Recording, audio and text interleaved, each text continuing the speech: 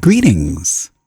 This marks the beginning of Seth Speaks, the nature of personal reality. Chapter 5. And this is our Part 1. Before we get started, please don't forget to subscribe, hit the notification bell so you won't miss any of this chapter or any other video, and please share with your friends. There's a wealth of information in the Seth Material. Let us begin. This is the constant creation of the physical body. As mentioned in Chapter 4, the conscious mind is a portion of the inner self, that part that surfaces, so to speak, and meets physical reality more or less directly. You are mainly concerned now with physical orientation and the corporal materialization of inner reality. Therefore, the conscious mind holds in ready access the information that you require for effective day-to-day living. It is not necessary that you hold in steady conscious data that does not directly apply to what you consider your physical reality at any given time. As soon as the need for such data, aid, information, or knowledge arises, then it is immediately forthcoming unless your own conscious beliefs cause a barrier. The exquisite, precise, and concentrated focus of your conscious mind is quite necessary in physical life. It is because of this highly selective quality that you can tune into the particular range of activity that is physical. In their own way, animals also possess this selective consciousness. They also focus their attention in very specific directions, perceiving from a vast general field of perception stimuli that is recognized and accepted in an organized manner. Now, the animals' conscious minds, connected with their physical brains, make this necessary selectivity possible. Without it, there would be an out-of-focus effect that would make their physical survival impossible. So certain portions of the inner self come to the foreground of being. Because your mind in life is connected with the brain and the physical organism, it is automatically attuned to corporal reality, and to some extent, of course, it ignores some non-physical data that lies within any given field of perception. Quite simply, it does not allow it into its organizing perceptions. It, the data, is then blocked out. Again, this is quite necessary. There is some information and data that does not apply to physical reality.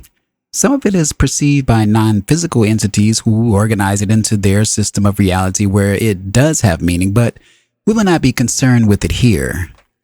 While you are physical, then you will always be concentrating upon certain data to the exclusion of other data. In other kinds of realities, you may ignore the physical system entirely, however, focusing instead upon those systems of existence that are now not recognized within your own. In your present life, the conscious mind assesses physical reality and has behind it all the energy, power, and ability of the inner self at its disposal. Any information that it requires will be available. Its job is to access that reality effectively, using that fine focus mentioned earlier in Chapter 2. Because of its character, consciousness, or the conscious mind, cannot be swamped by too much detail, too much information. The inner self sends to it only the information it asks for or feels necessary. To a very large extent, then, conscious beliefs act as great liberators of such data or as inhibitors of it. The conscious mind is itself developing and expanding. It is not a thing. It learns through experience and through the effects of its behavior. The inner self brings about whatever results the conscious mind desires. It does not leave the conscious mind at loose ends nor isolated from the fountains of its own being. Because the conscious mind is part of the inner self, it is obviously made of the same energy, filled with the same vitality, and revitalized by the deep sources of creativity from which all being emerges. you must understand that it is not cut off from the inner self. The inner self keeps the physical body alive even as it formed it. The miraculous constant translation of spirit into flesh is carried on with inexhaustible energy by these inner portions of being. But in all cases, the inner self looks to the conscious mind for its assessment of the body's condition and reality, and forms the image in line with the conscious mind's beliefs. So, once more, you form reality through your beliefs, and your most intimate production is your physical body. Your beliefs about it are constantly fed into inner data. You organize on an unconscious level the atoms and molecules that compose your cells to form your body. But the blueprint is made by your conscious beliefs. To change your body, you change your beliefs, even in the face of physical data or evidence that conflicts. You each have a body, and you each have a consciousness. You can practice with these ideas by applying them to your body. For now, we are taking into consideration the fact that, generally speaking, you're not going to make yourself 5 physical feet taller if you are a grown adult already, because there are certain physical laws with which you must contend. We will discuss those more fully later. In that context, you can even appear taller and affect those as if you were, which would usually be what you wanted in any case under the circumstances. But except for some conditions, which will be mentioned later, you can become healthy if you are ill, slim if you are overweight, gain weight if you prefer, or alter your physical image in profound fashion through the use of your ideas and beliefs. They form the blueprint by which you make your body, whether you have known this or not. Your body is an artistic creation, formed and consciously maintained at unconscious levels, but quite in line with your beliefs about what and who you are. You constantly give yourself suggestions about your body, your health, or ill health. You think about your body often then.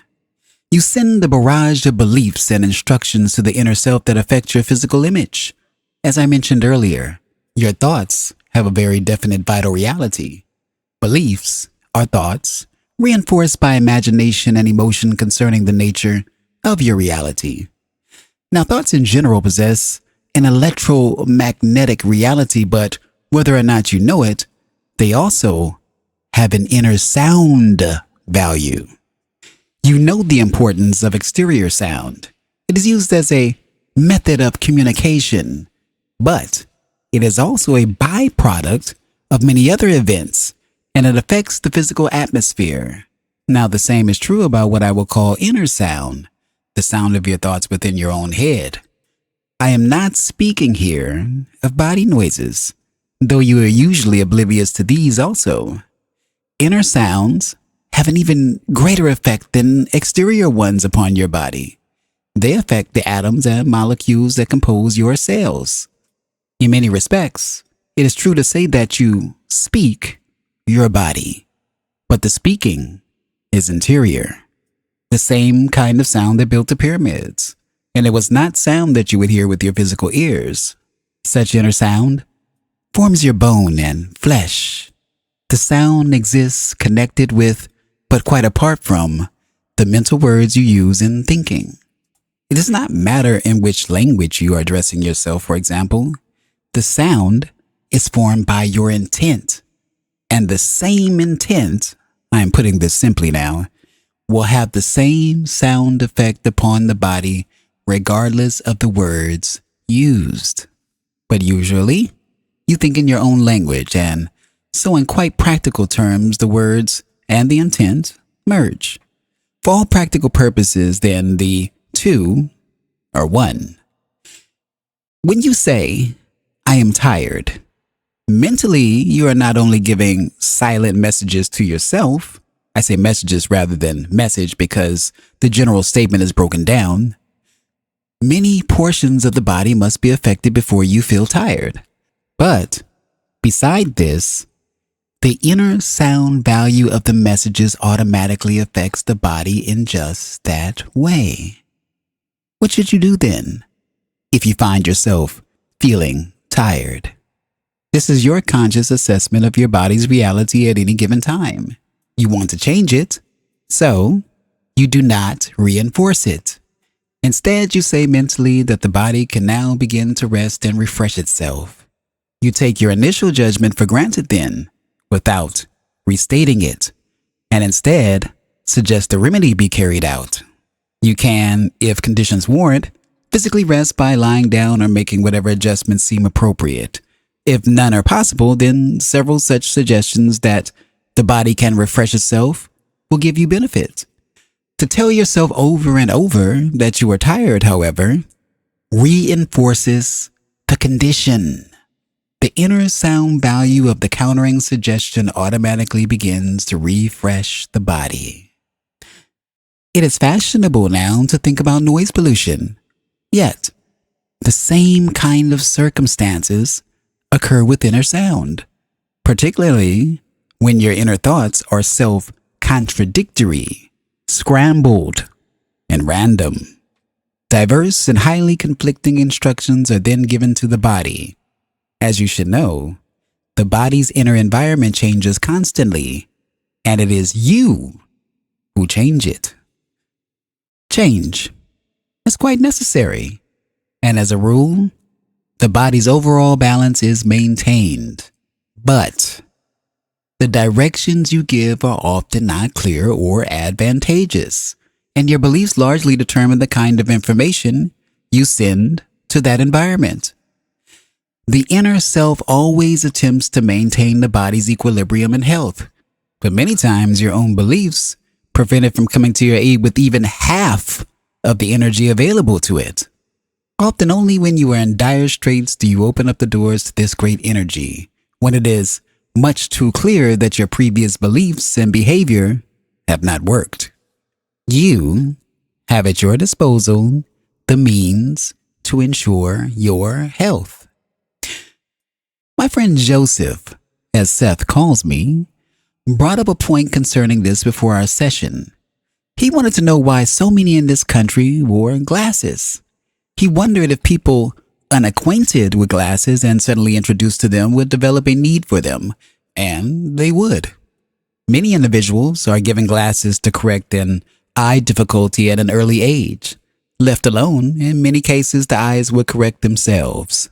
The glasses can impede any such self-correction by providing a crutch that further weakens the eye muscles, for example, and instead fixes the condition. When you believe that only glasses will correct poor vision, then only glasses will. Instead, you must discover the reason for the belief behind the physical poor function or non-function. And if this is done, the condition will automatically clear up. Now, for most people, it's easier to get glasses. To be healthy, you must believe in health. A good physician is a changer of beliefs. He will replace an idea of illness with one of health. Whatever methods or drugs he uses will not be effective unless this change of belief takes place. Unfortunately, when man became a labeler, he also made maps, so to speak, of great complexity, categorizing various diseases with greater effectiveness than ever before. He studied dead tissue to discover the nature of the disease that killed it. Physicians began to think of men as carriers of disease and diseases, which, in certain terms, they, the physicians, did themselves create through some new medical procedures. The old medicine men often dealt far more directly with the patient himself and understood the nature of beliefs and the prime importance of suggestion. Many of their techniques were adopted for their physiological shock value, in which the patient was quite effectively brainwashed out of the disease he believed he had. The present medical profession is sadly hampered because of its own beliefs. Often, it operates as a framework in which poor health and disease are not only accepted as normal, but the concepts behind them strengthened. Here you have again, as in psychoanalysis, a hide-and-seek arrangement in which both doctor and patient take part. Both believe they need each other, of course.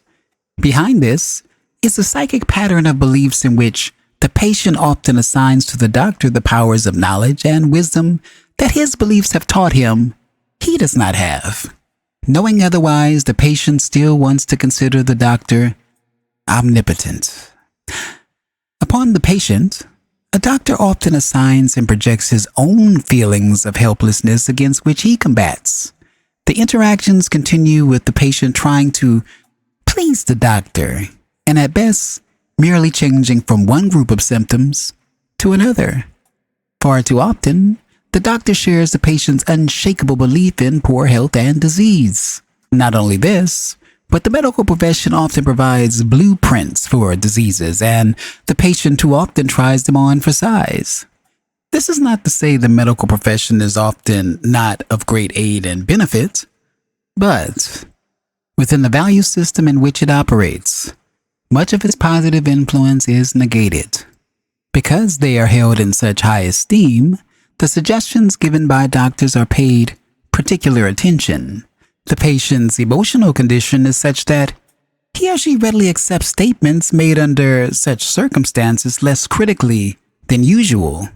The naming and labeling of diseases is a harmful practice that, to a large extent, denies the innate mobility and ever-changing quality of the psyche as expressed in flesh. You are told that you have something. Out of the blue, it has attacked you and your most intimate organs, perhaps. You are usually told that your emotions or beliefs or system of values have nothing to do with the unfortunate circumstances that beset you.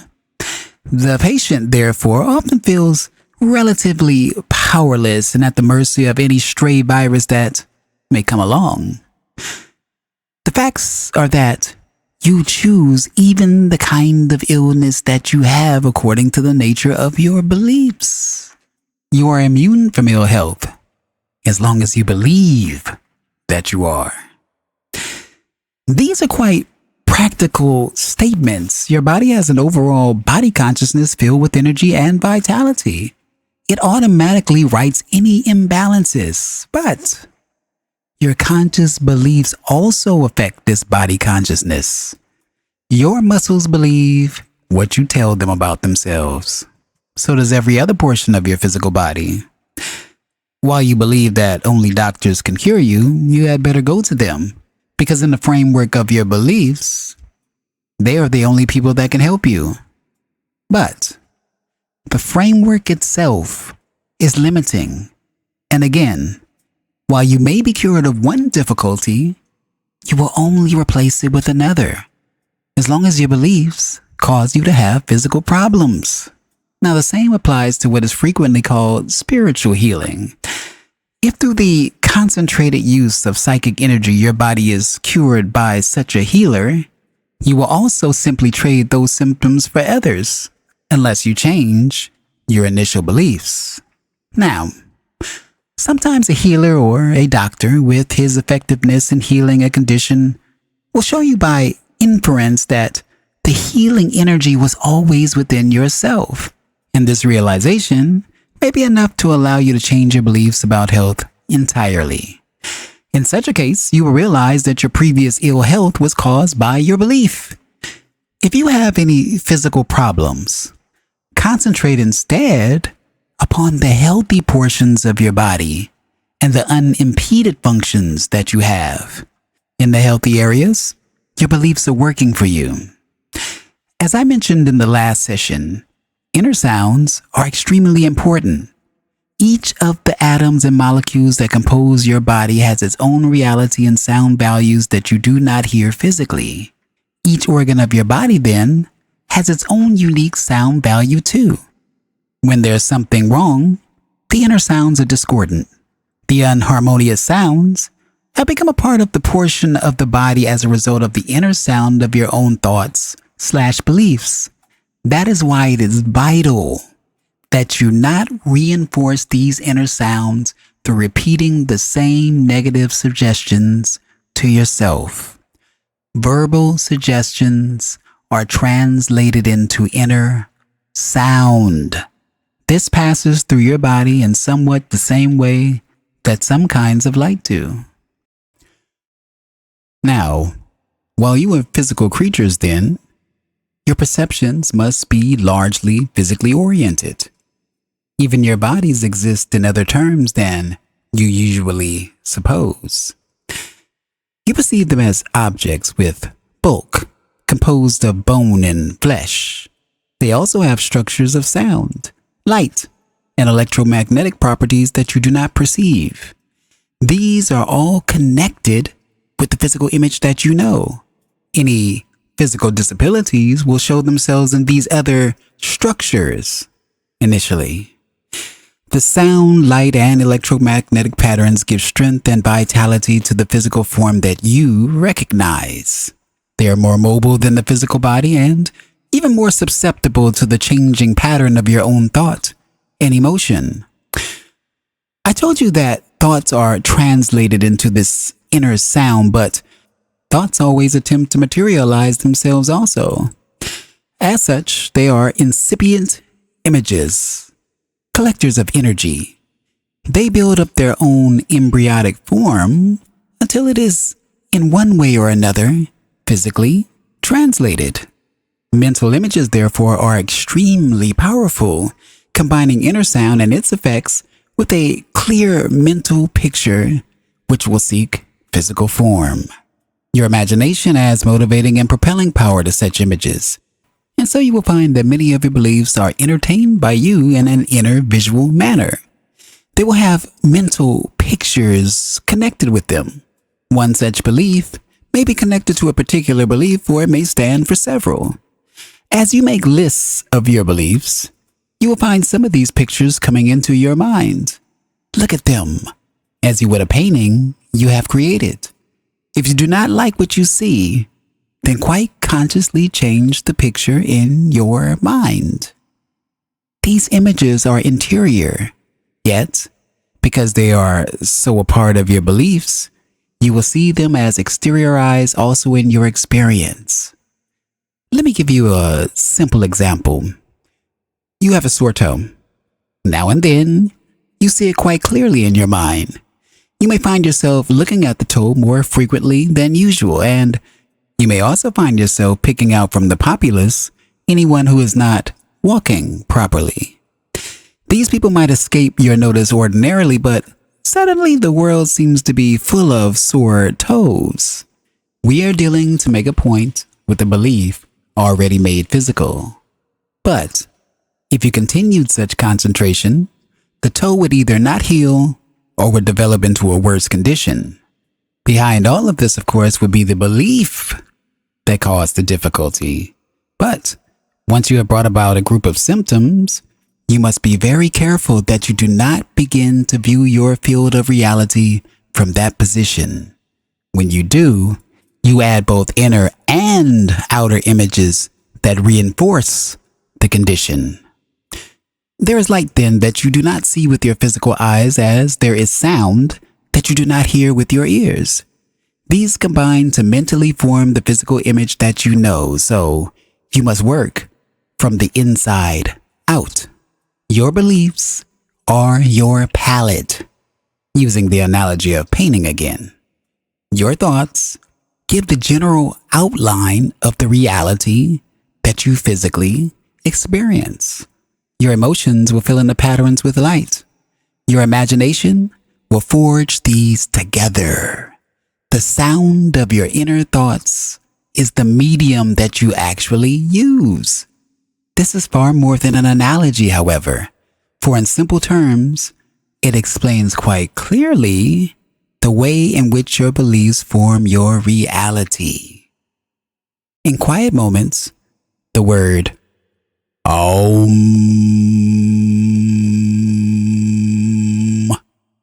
said slowly, mentally or aloud, will be of benefit in toning up your general physical condition.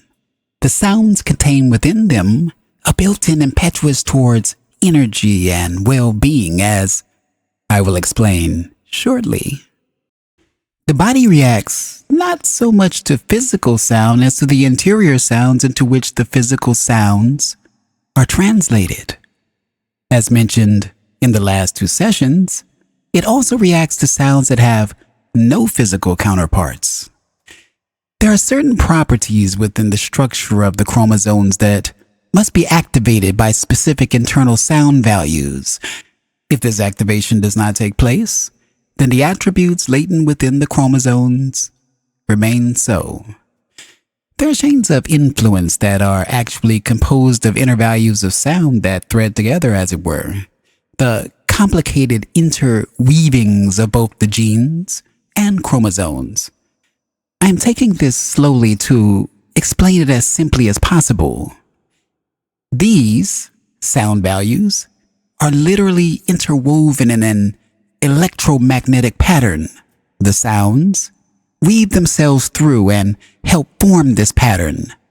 The activity of cells within the body also causes what you might call minute explosions of interior sound.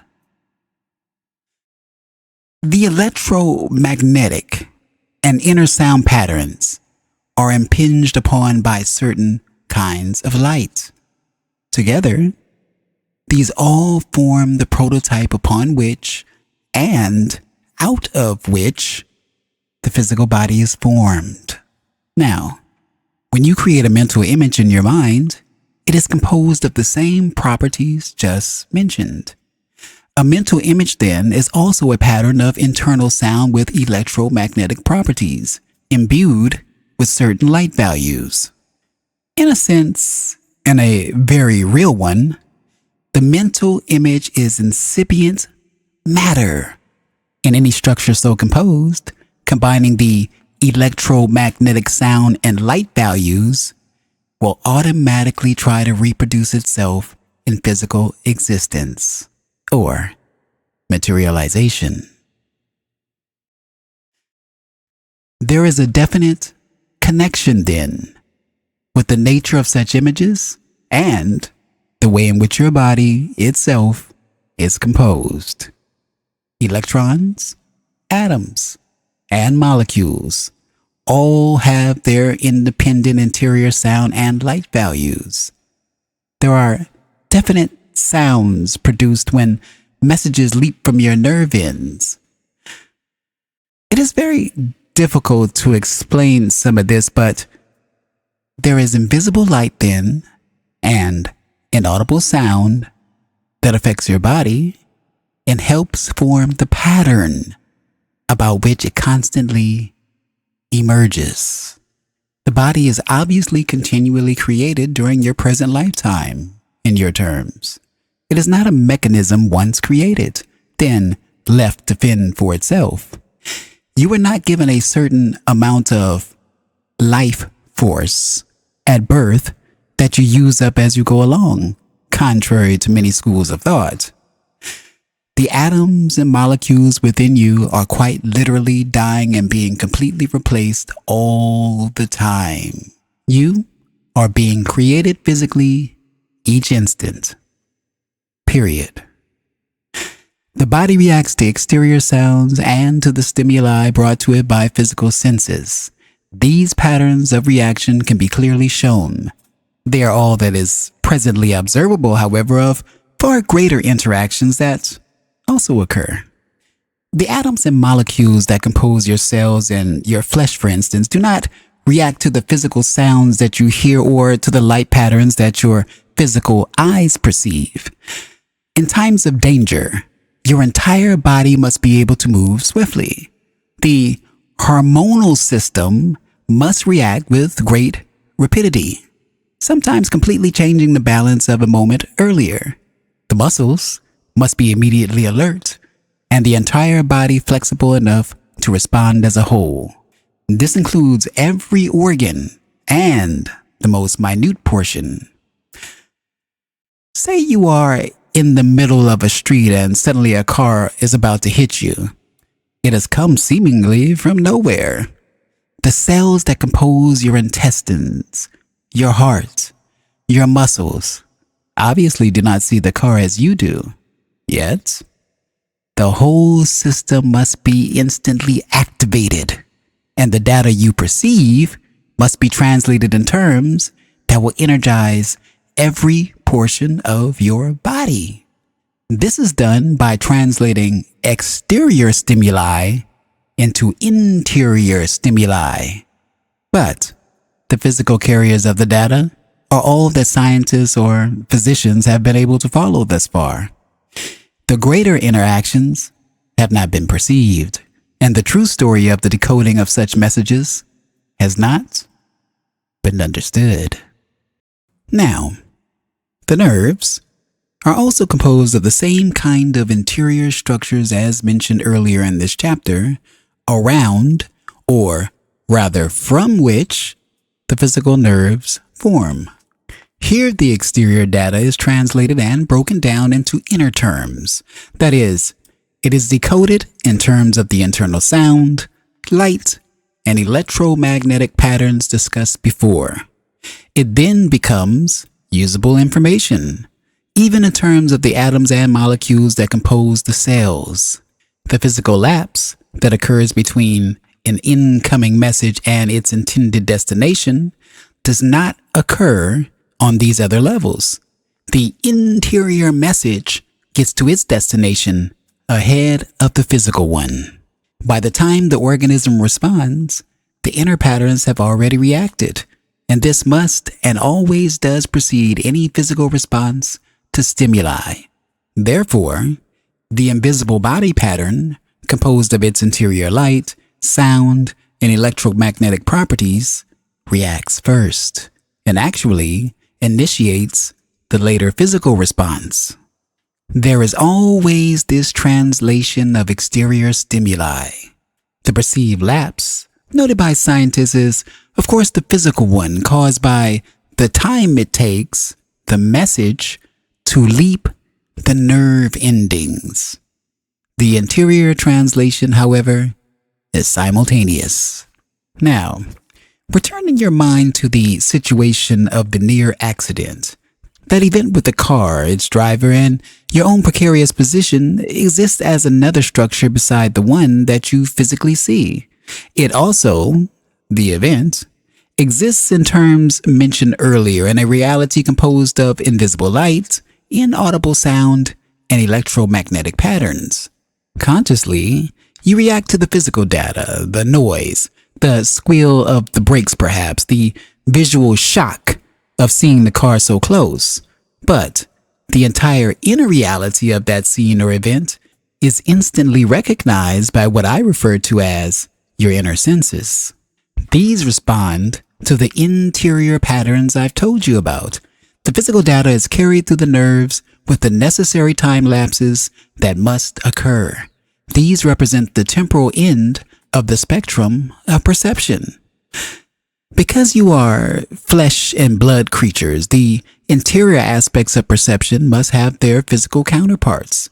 But material awareness and bodily response to it would be impossible were it not for these internal webworks. Now, before you see anything physically, you do so through these inner pathways. The interior perception activates the outside one.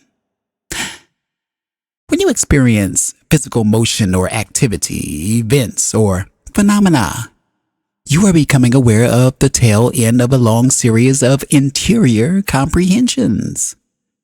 I am saying that all exterior events, including your own bodies with their insides, all objects, all physical materializations, are the outside structures of the inside ones that are composed of interior sound and invisible light interwoven in electromagnetic patterns.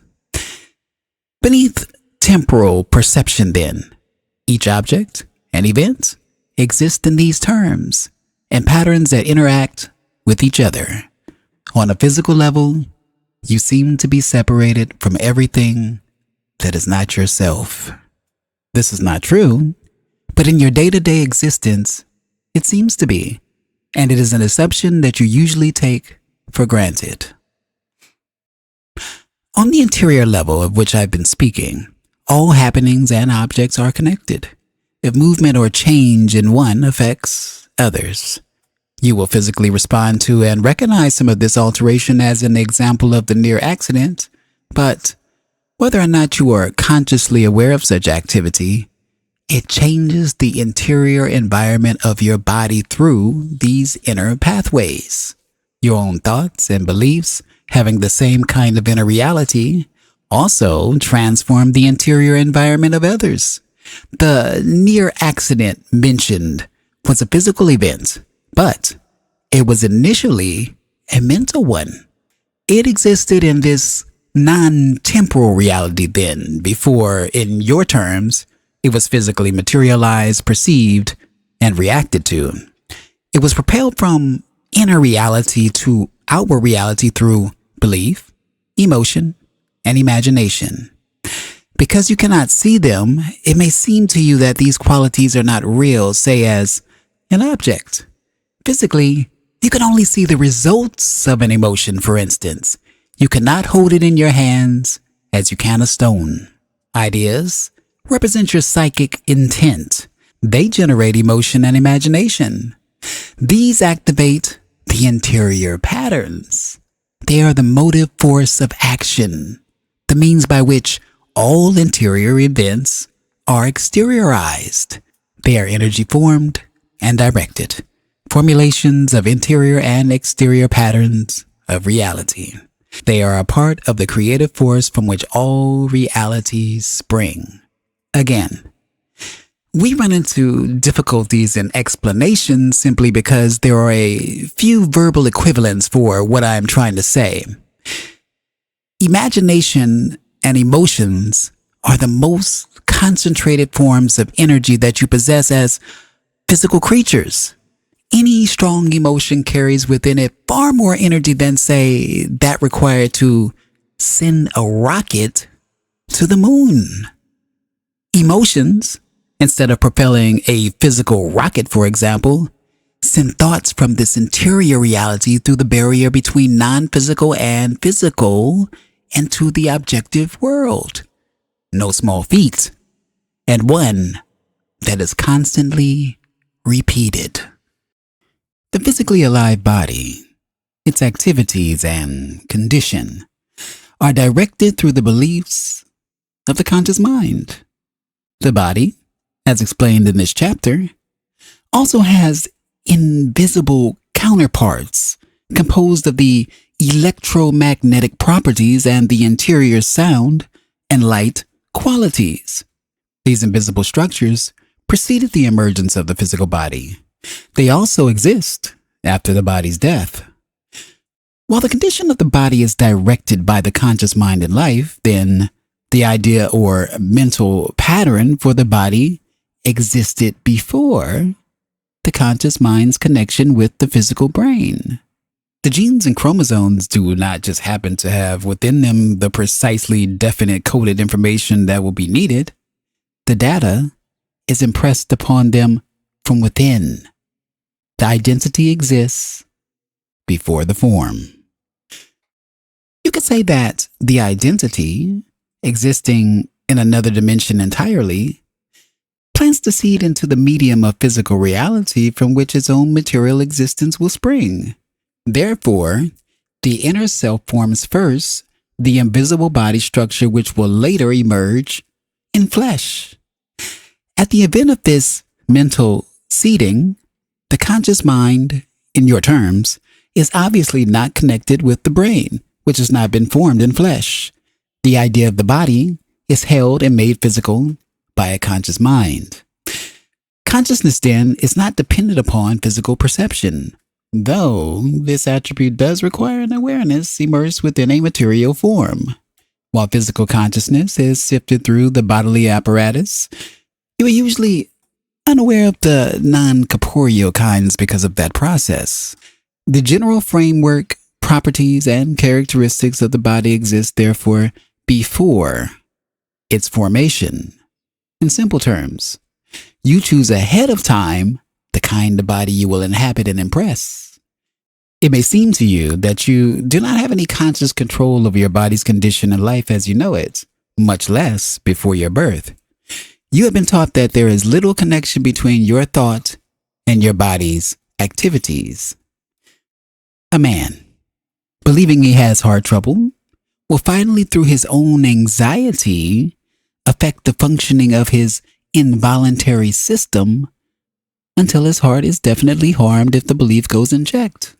The conscious mind directs the so-called involuntary systems of the body, and not the other way around. No idea slips insidiously past your awareness to affect your involuntary system unless it fits in with your own conscious beliefs. Once more, you will not be sick if you think you are well, but there may be other ideas that make you believe in the necessity for poor health. You are not aware of how the body performs its many involuntary functions.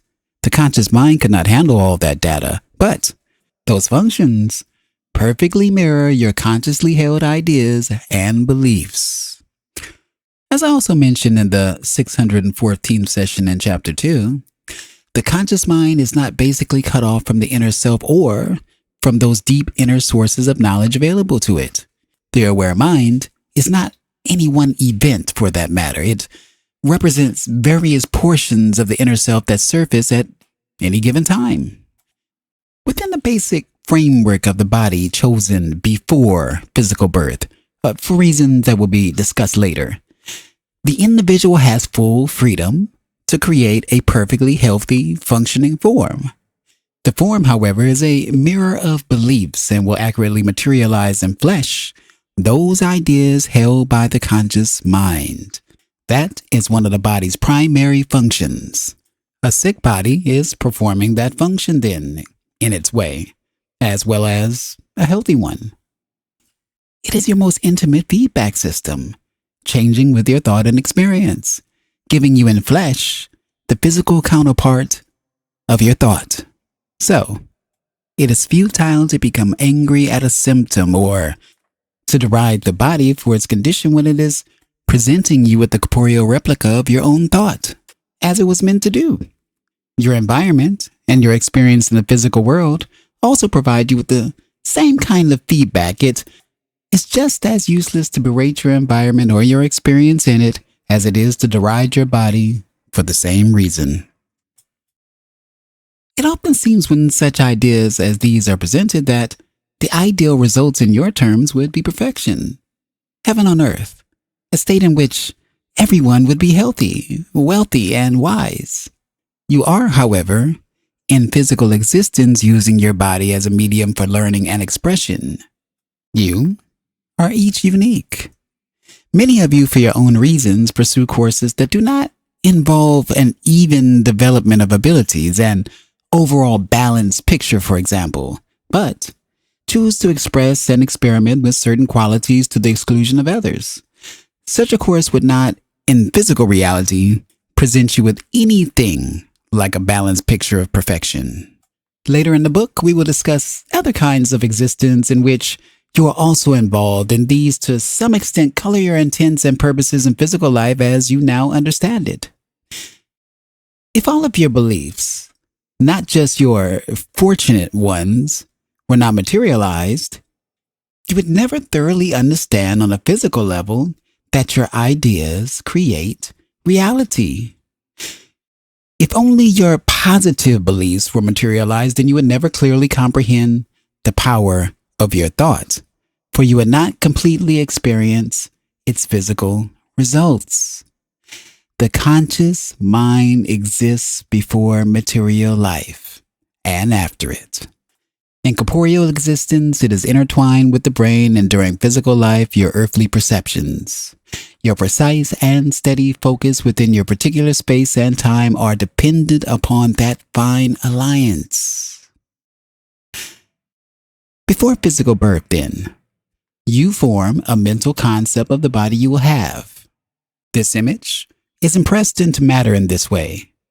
You tune yourself into a highly specific dimension of reality. You form a physical structure that will have existence within that intensely concentrated area that will have validity and actuality, that will come alive within those frequencies. Now, it is here that the seeming division of the self occurs. For in physical life, the conscious mind must be connected with the brain, and in terms of time, that organ itself must grow and develop. So all of your consciousness cannot be physically aware. The portion that must wait for the brain's development is the part you call life in the conscious mind. The other portions can be called the inner self.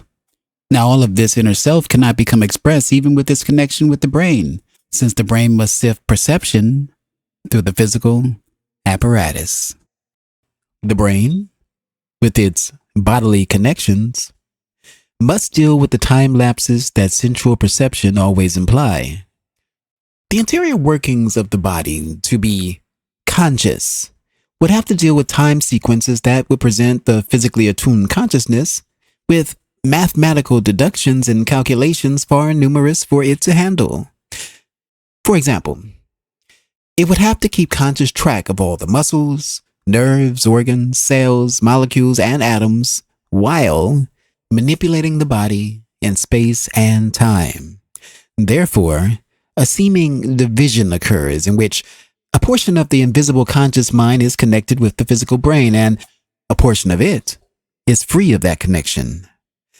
That latter part forms what you think of as the involuntary system of the body.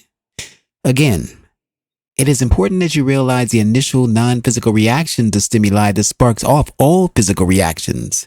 There is a constant interplay and communication between the areas of consciousness that are connected to the brain and those that are not. The deeper purposes of the consciousness involved circulate, sometimes arising in the awareness that is joined with the brain. Information coming from those deeper sources of the self, reaching the areas connected to the brain, will be interpreted according to the beliefs of that most physically focused segment of the self.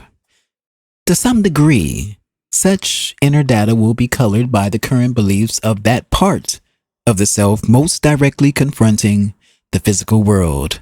Those beliefs, however, are also constantly being examined by the inner self.